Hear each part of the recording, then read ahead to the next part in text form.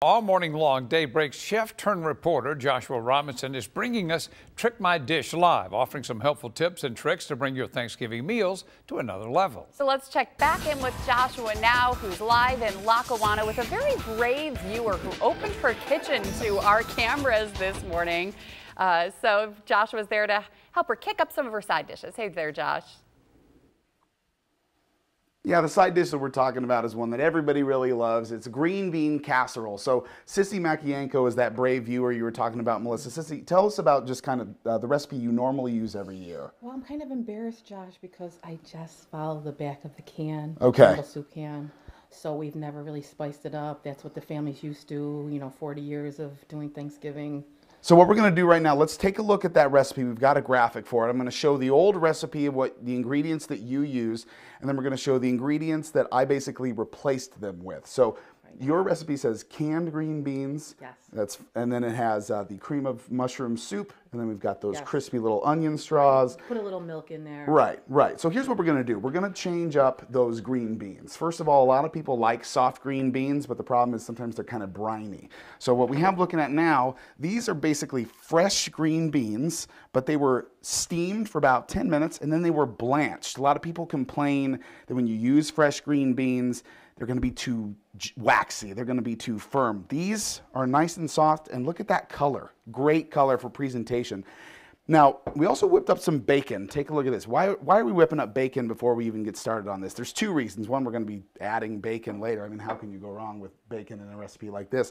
But the other thing is, in this pan, we used all the bacon fat. We set aside a lot of that bacon fat and we used it to cook up some onion, some garlic, and fresh mushroom. So here's the big point that I want to take away from this. So aside from the fresh green beans, you can really boost up this soup. Let's get a can of that soup.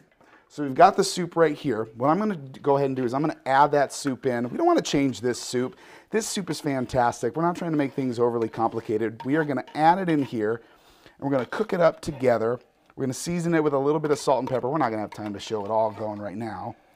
But what we're going to do is we're going to thin it out if we need to with some extra half and half. We're going to keep working with it. We're going to do salt and pepper.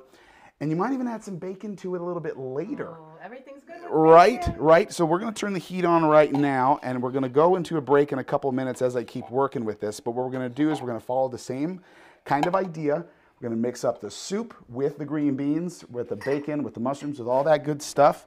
And then we are going to... I wish we had smell-o-vision. I know. Wouldn't that be great? The smell in here is unbelievable. Let me actually toss this up a little bit here. Mix this all up. And then the heat is going to start running, so you'll see this thin out. Once we're done, we're going to add some of those crispy onion rings, or those onion straws again on top. If you want to add some more bacon on top of it, you can. Cheese is a great idea, too. We're going to taste test this a little bit later, and I mean, you can tell me later on if it's easier, if it's better, what the progress was like. Okay. All right. So we're going to put that in the oven. Temperature 350 is the temperature, and then for about 30 minutes. That's our trick. We're going to recap all that a little bit later. Be good. It will be good.